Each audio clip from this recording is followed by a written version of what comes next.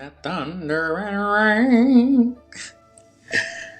What's going on, fam? How y'all doing? Welcome back to another episode of the Cinematic Soul Podcast. I'm your host, E, and I'm hyped today because this is the grand finale of the Black History Month series. Not the season finale, but the Black History Month series finale, where we talk about these particular black movies, and I put 2 episodes a week out that I've been doing since the first week of the month, and it's been something. It's been something. I wanted to close it out with a bang, which is why I picked this movie, because I have a lot of thoughts about this movie, probably more than any other one, for a lot of reasons. But this one in particular is one that stands out for several reasons and ways, and it just makes me think, So I figured the best way to close out this Black History Month series is with none other than Poetic Justice, the 1993 cult classic, if you will, that John Singleton joined, starring Janet Jackson and Tupac Shakur. If you're a 90s kid or 80s, or if you just love black cinema, then you already know this film is a whole vibe. It got real several times in this movie, so lots of things to talk about and discuss. So just sit back, relax, and vibe with me as we celebrate Poetic Justice my way. Sometimes I ask myself, why is Poetic Justice a big deal? Alright, well, let's set the stage for that. Say the year is 1992, 93, right? John Singleton was fresh off of Boys in the Hood, which, if you know, then you know that was his debut film. And he decided, for several reasons, that his next film was going to be something different. He wanted to make a movie that gave a voice to young black women on screen, because there were some things going on behind the scenes after Boys in the Hood. And a lot of people, women in particular, they felt that he didn't fully develop the female characters in Boys in the Hood. And they were just placements, but they didn't have a story at that time. But in real life, they were a major part of that story. So he heard the critiques, and in his own way, he came up with this idea of Poetic Justice. And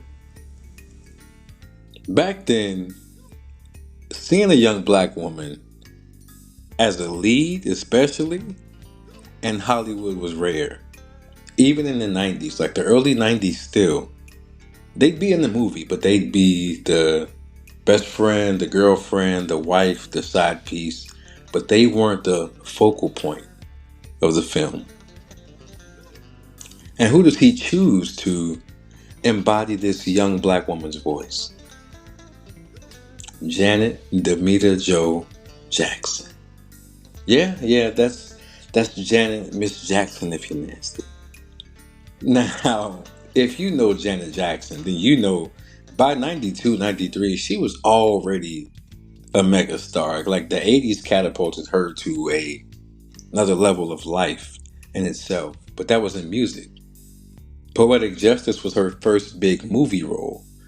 And fun fact, a bunch of ladies auditioned for the role of Justice. Like we're talking about Jada Pinkett, Lisa Bonet, even Queen Latifah, and all the 90s queens. But John Singleton knew who he wanted, because he said he basically wrote the role of Justice for Janet Jackson. And he had her in mind the whole time. He knew what he wanted, and honestly, I would say Janet delivered. Now, could it have been a better performance? Of course. She's not an actor first, right? That's not her main job, to be an actress. So for somebody who was a performer naturally, but wasn't an actress by day, I'd say she did this role a lot of justice. Thank you. That was good. That was good. I know. Woo! But opposite that, and standing beside her playing our male lead of Lucky, is none other than Tupac Shakur, which is also funny because at the time, John Singleton had somebody else in mind for the role of Lucky. I want you to take a few seconds and you guess who you thought he had in mind for Lucky. Did you? Nope, not him. Try again. Nope. One more and then I'll tell you. Nope. The person he wanted to play the role of Lucky was Mr. Ice Cube himself. And when I read that, I was like,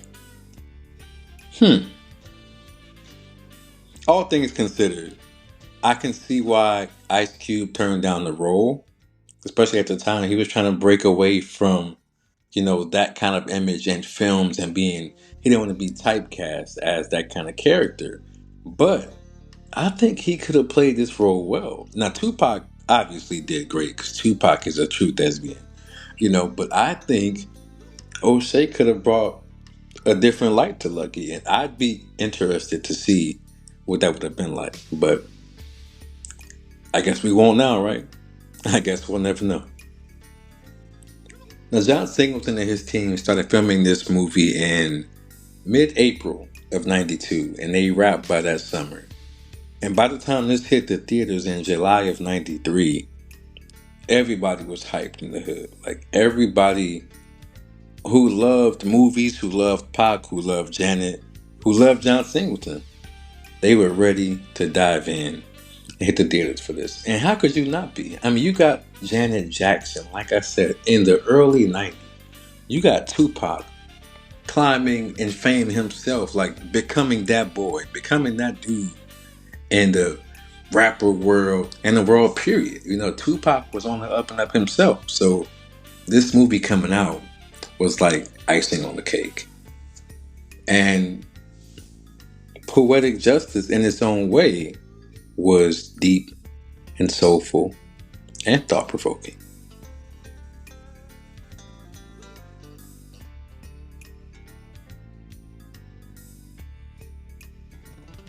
Now for some of you, you might say, what is this film about? Because I saw it once when I was younger, but I don't really remember what happened in the movie.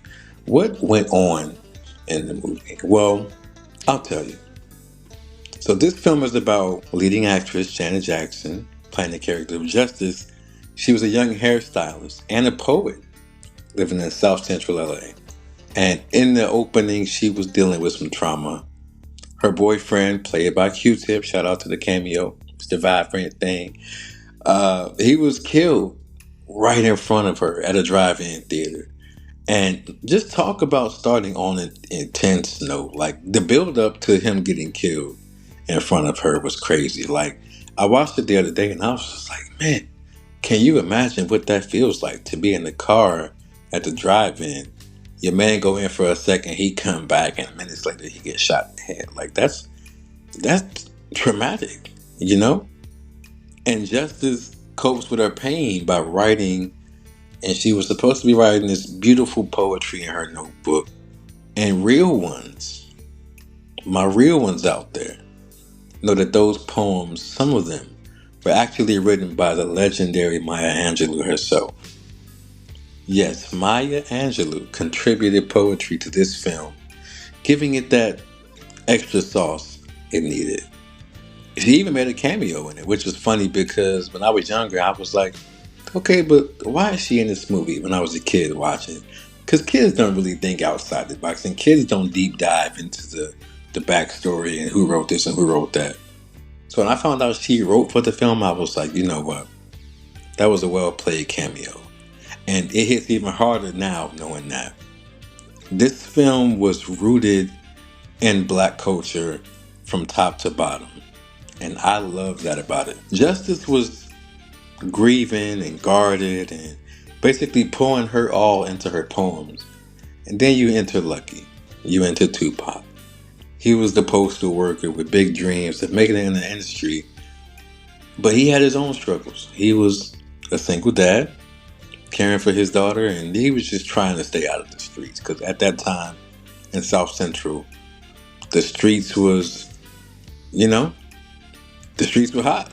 The violence and like the black men, unfortunately, were going to the gang and things like that. So some people like Lucky trying to find a way to stay out of that, trying to find a way to be themselves while also not being in trouble, while not being with the drama. That's what he was trying to do. And then you get Justice's homegirl, Aisha, played by Regina King. And this role for her, looking back, I was like, boy, did she come a long way. Because this character and this character arc is crazy. But we'll talk about that later. She was also one of the side characters in the movie. And she convinced Justice to go with her to Oakland. And it just so happens that they have to ride in the mail truck with Lucky and his homeboy Chicago, Shot Town, Joe Torre. And that's when the fun really starts. Picture this, right? Justice and Lucky, they didn't really hit it off at first, in my opinion. Like, she wasn't there, she wasn't feeling his flirtiness. Like, she was like, yeah, alright, but I'm not on that type of time, especially not with this dude.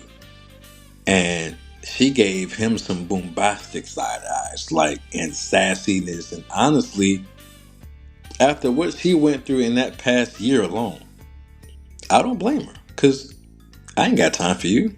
You can be nice, but get out my face. You know what I mean? Like, I'm not here for that. And she was not, at least not at first. And there was that scene where Justice and her boss, and they pretended to not be interested in any men, and they just clown all the men. And Lucky tried to come in there and spit game, and they shut him down. Right? It was funny, but at the same time, we're like, I see what's gonna happen here. I see what's gonna go on in this movie as we keep going and going. I see some chemistry there. I see a little something. Maybe I'm wrong, but I wasn't wrong. And now we got all four of them in this mail truck driving up to California. Justice quietly writing her poems and keeping to herself in her own little corner. And we got Lucky, who's still putting that charm on, because Tupac himself was a charming dude. He was very arrogant and kept trying to get her attention. Aisha turning up in the back, keeping it real and keeping it messy. And Chicago was just the homie who was there. But as the movie goes on, you would kind of say that he had a chip on his shoulder. And then when it really hit the fan, he's like, okay, now I see why he got the chip on his shoulder. And also, brother, you need a therapist. But that's a whole nother story for another day. This setup led to some of the funniest and the realest moments. Like, for example, one in particular, which is a scene that in black culture we referenced a lot. Cut P. You know, like the characters in that scene, like Cut and Pete, for example, it's just like, you know, you got the drunk uncles at the barbecue and the boy, I ain't seen you and I don't know when. And they got the spades and the barbecue. The cousins you haven't seen since you were a little kid yourself, and they come to get a plate, you know what I'm saying? They coming to get some food, but you like, your mama's who now? Wait. Your daddy was, and you're trying to figure out all these things while you're at the cookout. You know, you name it. You got everybody there from top to bottom. And guess who was also there? Playing the character of Aunt June. Maya Angelou, like I said, dropping gems left and right, like a true auntie, you know. Some subtle shade in there, but also gems at the same time. You get to Aisha in Chicago, bickering and going back and forth like that couple we all know. You know, the one who's out in public when they shouldn't be, because they got enough problems and they can't keep them under wraps in public. That was definitely them. And the scene where they just show black family love, but also some drama, because at the cookout, at the party, just when we're all together, sometimes that drama, whether we like it or not, always shows up at some point. Now they go from the barbecues to a stop at the carnival, a moment at the beach. Justice and Lucky start warming up to each other. The walls start coming down. They talk about their lives, their dreams, their pain. And by the time they shared that first kiss by the ocean, it was just like finally, like we knew it was coming. But when they finally kissed, and it was like that passionate romantic moment with the background and the background noise, the lighting, the framing of the scenes. It was just all perfect, and it captured that moment of them realizing that there could be something here. This could be their one. And the chemistry, like I said, it was on point. At least to me it was. And it was even so much on point that some critics who didn't love the movie, they praised how good Janet and Tupac looked together, because whether you liked it or you hated it, seeing those two side by side, it worked. You can't fake chemistry, no matter how hard you try. You just can't do it. But of course, it wasn't all smooth sailing, right? John Singleton has a thing where he keeps it real. Life has a way of intruding on joy, if you will. And when they reached Oakland, they got some bad news. Lucky had a family member who passed away, and then he lashed out at Justice because of that. I won't spoil every detail of what happened and how things happened, but let's just say it tested their new bond. And by the end of it, we got a hopeful note. Justice and Lucky's story came out in a sweet, circular motion, in a way where they were back at the hair salon. He brought his daughter in. Everybody loves the little girl. Everybody's smiling. And they show that scene where Janet looks up at him and she shows that perfect Janet Jackson smile. And then Again comes on, which is a song that she killed. And that just like ends it so perfectly, right? Like that moment ends that scene perfectly. And it just makes us say, oh man, you know what? This movie has its problems. But that right there, that frame right there, kind of makes getting through it all worth it. That was beautiful. I love that. Oh, and let me mention this. Throughout the movie, like Justice, like I said, she recited these poems, these beautiful, soulful poems about love and about loss. And every time she spoke her poetry in a voiceover, it kind of elevated the scene because it wasn't too loud, it wasn't too low. It was just the right volume, and the words always matched how her character felt in that moment. So you kind of knew where they were going by the poem that came on in each scene. And these poems were all by Maya Angelou, which gave them even more depth and authenticity. Like it made it more natural. And it was like having a spirit guide in a way. One of our greatest poets guiding her through life. Like many romantic dramas, they try to put things in there. They try to plug in a song here or there. Some work, some don't. But to say you have one with Maya Angelou writing verses for him, writing things specifically for this film, that is black excellence. And just real quick, shout out to her. Like, if you haven't, I'm sure y'all have. If you're here, then you know who Maya Angelou is. You've heard or read some of her poems. If not, go look at them again, because her words, her wordplay was second to none. And before I move on, we got to talk about Janet's iconic look. What is it? The braids? Like that look, I've seen so many women. Like whether they were teenagers, preteens, college kids, grown women. Like I've seen several people try to get this look down. Those box braids, and you got the black baseball cap, the big hoop earrings, and those long beautiful flowing braids. That hairstyle became legendary.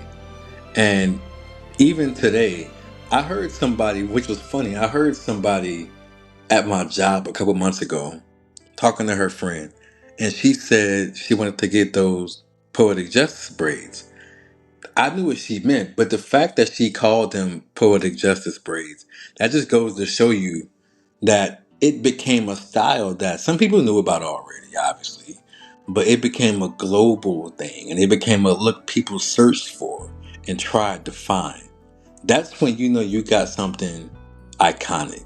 They were like, what look can we give her character that stands out, but it also makes her feel natural?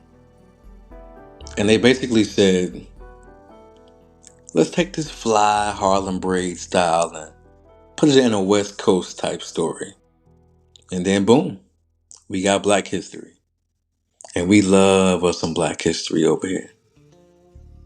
I love how that was a perfect example of how Black culture is so interconnected. The music, dance, fashion, film, it all feeds into each other. And it still does to this day. And Janet, listen, Janet been fine my whole life. So we all knew she would kill it, but I wonder if she would rock that look today. Like the whole look, from the baggy jeans to the throwback jersey and the hat and the braids. I wonder. More to come on that. Let's see. Let's get into some of the behind the scenes, real spill, the tea, if you will, on this movie. And Poetic Justice had a lot of interesting off camera stories. And there was one in particular, the infamous story of how Tupac and Janet Jackson kissed. That situation that always comes up, right? There was a rumor, because it was a rumor. It's been debunked and confirmed that it was a rumor. This did not happen, but the rumor was that Janet Jackson insisted Tupac get an HIV test before she filmed any love scenes with him. And that alone sounds ridiculous from both sides. And according to John Singleton himself, you can look it up. He said it on, I saw it on a TV show years before he passed, where he said it was an inside joke on set that got blown out of proportion. He said that he and Pac were joking and saying, you might need to take a test before you kiss that girl Janet, because you know she big time. And then that turned into a whole thing that kept going and kept growing, as stories do when you don't really hear it from that person. When you hear it from word of mouth, it just catches like wildfire, whether it's true or not. And that's what happened with that story. And it was turned into a big public story because it kept spreading. In reality, it wasn't a serious demand. It was just them trash talking and being stupid. As the man, I can say, as men often are, we do stupid shit, right? It was a stupid joke. But that went from being a little joke between the guys to a rumor that drummed up some buzz for the years to come. Publicity stunt 101, am I right? So if you've ever heard that rumor, that's the real deal behind it. It is not real. It is a rumor. It is indeed a rumor. And it's a funny anecdote that became part of the film's lore, if you will. And honestly, if Janet did make him get a test, I wouldn't say she's wrong for it, because at that time there was so much going on with the world and people and Pac. You know, stereotypes are real. They're a real thing. And at that time, the life he was living didn't really coexist with her personal life, you know, or the life that she wanted to portray herself as. So they had to make a little jokey joke, and the jokey joke turned into something big. And John Singleton and Tupac both, another thing, they both had a crush on Janet during the filming.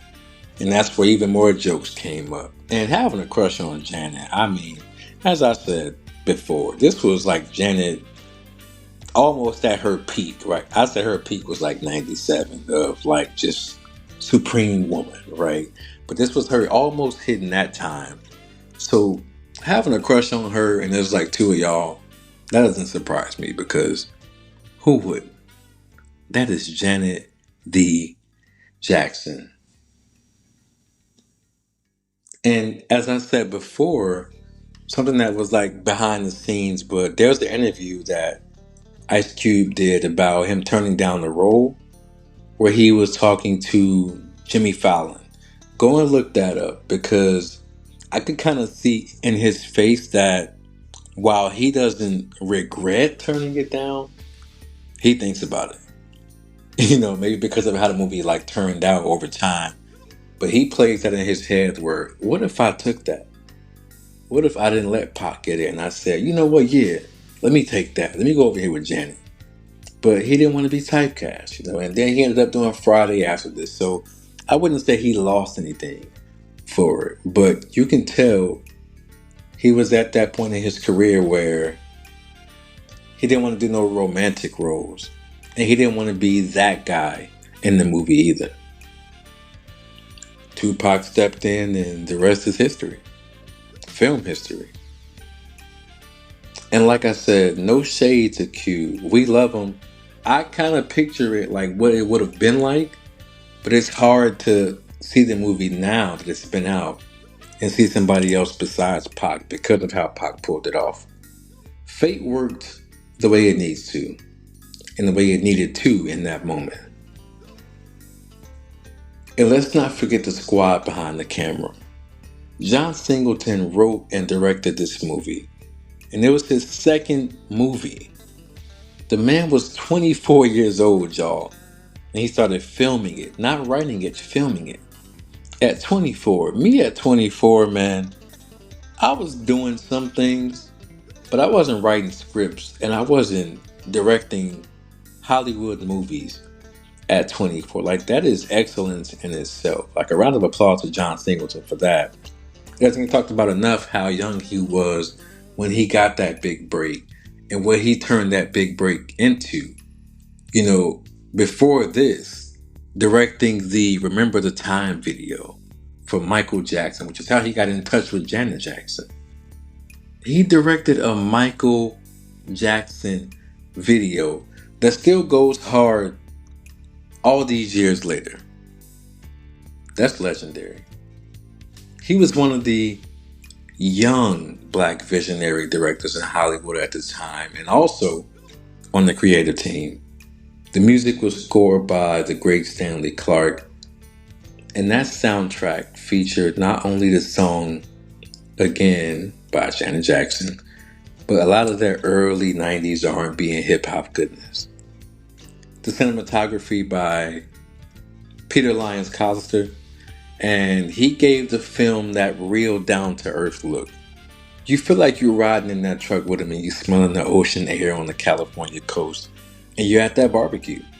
I can almost smell it through the screen. And when I watch that scene, I'm just like, I want to go to a good barbecue, man. Like, I want to go to a good family cookout with good food, and you got the OJs playing in the background. A family reunion. Like, just good vibes, man.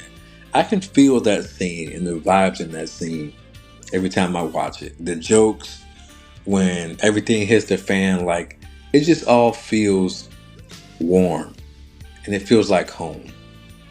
And home is always a good place to feel. And just one more fun fact for the role. The title itself, Poetic Justice, isn't just a clever pun on her poetry and her writing in the movie. It's also referenced in the film by a cameo from the group The Last Poets. They show up as themselves performing a powerful piece at a gathering. So the movie is literally weaving black poetry into its fabric at every level. It's the little details for me that go a long way.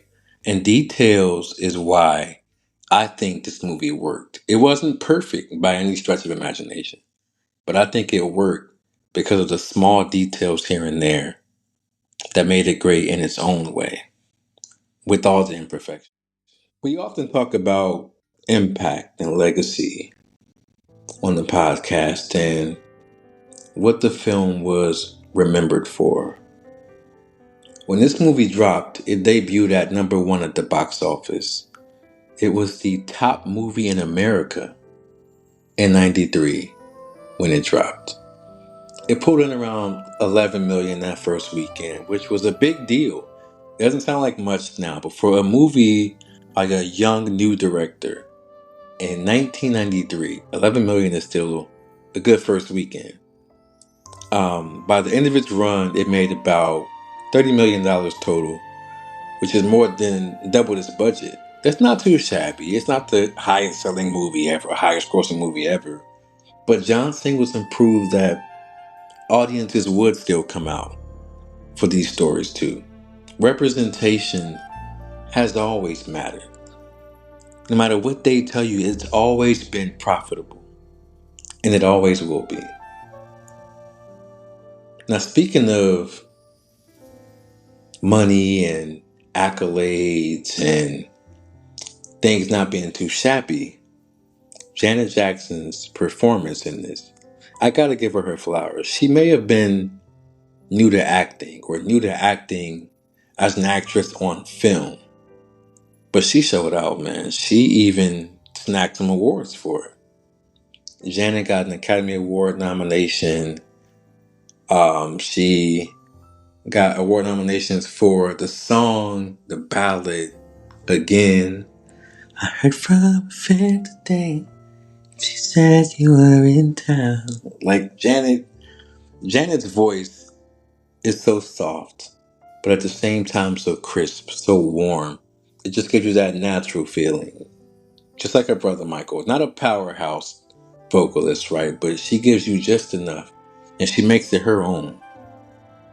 That song hits you in the feels every single time. And it went number one on the Billboard Hot 100 charts, if I might add. She won some MTV Movie Awards for it. And it's funny because at the time, they had an award called Most Desirable Female. And I looked at it, I was like, wait a minute, is this a real award? That was an award, Most Desirable Female. And I mean, duh. Like, we're talking about Janet Jackson in 93. Of course she was. So, while it didn't win any major film awards, it got its recognition in pop culture. And pop culture is culture. Pop culture is the world. And for Tupac, this film further cemented that he was a legit actor, in addition to being a legendary actor. He had already done Juice before this, showing that intense side with Bishop, but this was in a way a more softer, more bittersweet role, and it showed the moments that he shared with Janet, and they were genuine. And you can't help but think about how his life would have turned out if it didn't get cut short just 3 years later. That sounds crazy. 3 years later, his life got cut short. Sometimes I think if he was still alive to this day, I think he would have transitioned away from rapping and became an actor full time. And he would have been in some of those like great 90s, early 2000s black movies, or just movies in general, because he just had it. If you can't really describe what it is, you can look at Pac, whether it was on screen, in the videos, on the songs. Pac just had it all around. Culturally, Poetic Justice left such a mark, man. Even referenced in songs, like I said earlier, Kendrick's Poetic Justice in 2012 sampled Janet Jackson on Anytime, Any Place, of course, but still the title of the track was Poetic Justice. And that song is a vibe, just like the film is. Fashion-wise, like I said, those braids, for starters, are forever imitated and sometimes never duplicated. Quotes from the movie, from Regina King yelling at Chicago to Lucky. I'm not gonna say it, but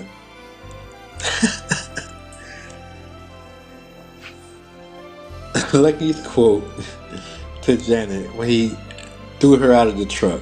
He said something to her about 5 times. People quote that. Janet saying, "You want to smell my," just like so many lines from this movie. I still hear in conversation to this day, and I'm just like, first of all, black people, y'all are amazing. I love y'all to my core because without the culture, I think this world is shot. This world is shot already, but without our culture, this world would be absolute shit. So keep doing what y'all do because we are it. And the impact it's had on the culture, I think it paved the way for more films about black women's lives or black female leads in general, showing that they can get the job done. And we love to see it. Personally, Poetic Justice just gives me a warm feeling. Like I said, it's not the perfect movie, and there's a lot of things, if I could, I would change. But what it is, at its core, it's raw, it's real, it had humor, romance, tragedy, but also hope in the end. It showed black friendship, black love, black creativity, black humor, black trauma, and these are all things that are very real things. Even the mundane black life moments, like the road trip and the hair salon banter that you wouldn't know unless you were in that environment. They happen in everyday life. And it wasn't too big for the big screen. It was just right. It's a film that has soul. And that is exactly why we're here, right? That's exactly why we have the cinematic soul. So if you've never seen it, first of all, get out. I'm just kidding. Don't get out. I love you. But go see it. Because how dare you? If you've never seen it or it's been a while, do yourself a favor and watch Poetic Justice. Go on Hulu, go on YouTube. There's a link. I might post it. If you haven't already. And just go dive in.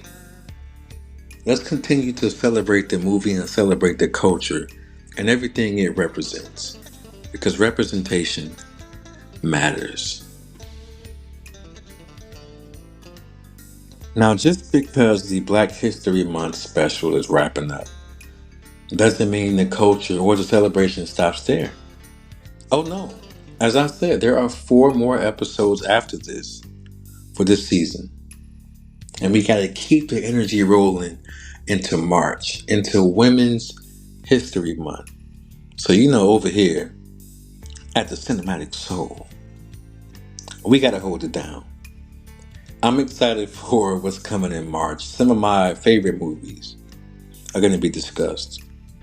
4 episodes highlighting the ladies who keep the soul in cinema alive themselves and thriving. Iconic women in groundbreaking roles. Black female directors, actresses who changed the game.